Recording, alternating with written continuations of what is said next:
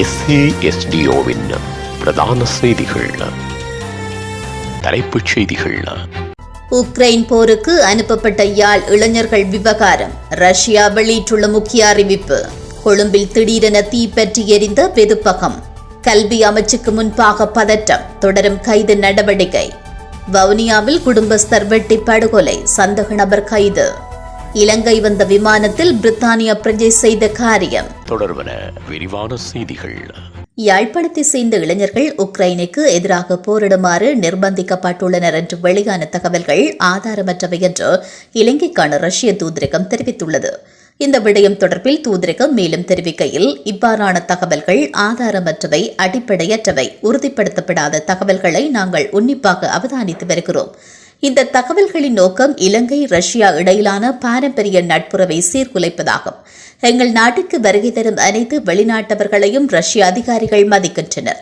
அவர்களின் விருப்பத்திற்கு தகுதிக்கு ஏற்ப வேலை வாய்ப்புகளை வழங்க தயாராக உள்ளனர்.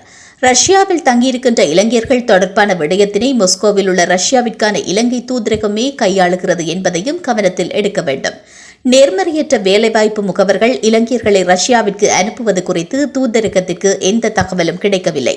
இதேவேளை இந்த விடயம் குறித்து இலங்கை அரசாங்கத்திடமிருந்து உதவிகள் கூறப்பட்டால் அதற்கு உதவுவதற்கு நாங்கள் தயாராக உள்ளோம் என்று ரஷ்ய தூதரகம் தெரிவித்துள்ளது. கொழும்பு கோகுவல் பிரதேசத்தில் அமைந்துள்ள விளையாட்டு மைதானம் ஒன்றிற்கு அருகில் உள்ள வெதுப்பகம் ஒன்றில் தீ விபத்து ஏற்பட்டுள்ளது. இந்த தீ விபத்து இன்று காலை ஏற்பட்டதாக போலீசார் தெரிவித்தனர். இதையடுத்து தெஹிவள தீயணைப்பு பிரிவினர் இணைந்து இந்த தீப்பரவலை கட்டுப்படுத்தியதாக கூறப்பட்டுள்ளது.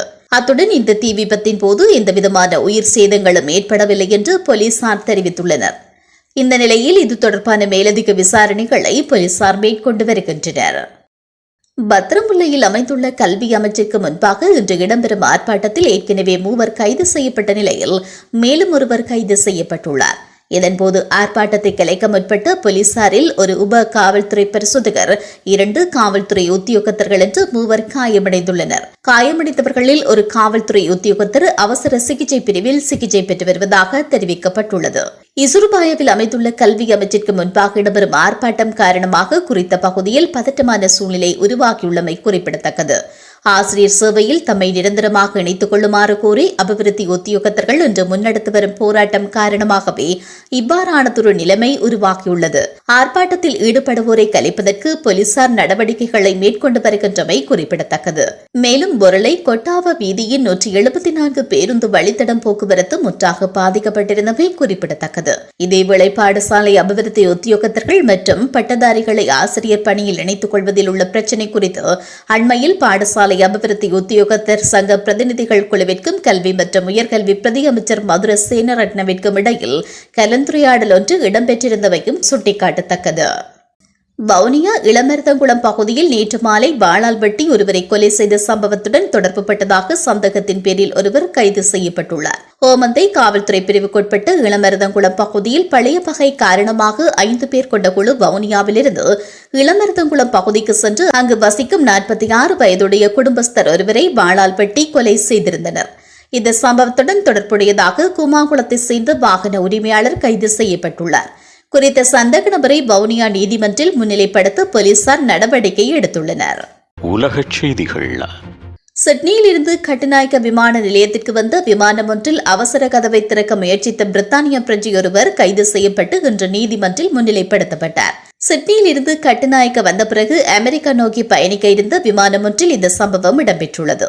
விமானத்தின் பாதுகாப்பு பெல்ட்டுகளை பயன்படுத்தி இலங்கைக்கு அழைத்து வரப்பட்ட அவர் கட்டுநாயக்க காவல்துறையினர் விசாரணைக்கு உட்படுத்தப்பட்ட பின்னர் கொழும்பு அழுத்கடையை பிரதான நீதிவான் திலினகமகே முன்னிலையில் இன்று முன்னிலைப்படுத்தப்பட்டார். இதனைத் தொடர்ந்து சந்தேக நபர் குற்றத்தை ஒப்புக்கொண்டதுடன் 25,000 ரூபாய் அபராதமும் விதிக்கப்பட்டுள்ளது. இதேவேளை சந்தேக நபர் மதுபோதையில் இருந்தமையினால் அவசர கதவை திறக்க முயற்சித்ததாகவும் விசாரணைகளில் தெரியவந்துள்ளது. சந்தேக நபரான பெவன் கிறிஸ்டி ஸ்காட் என்று பிரித்தானிய பிரஜை பிணையில் விடுவிக்கப்பட்டுள்ளமை குறிப்பிடத்தக்கது. மீண்டும் தலைப்புச் செய்திகள்.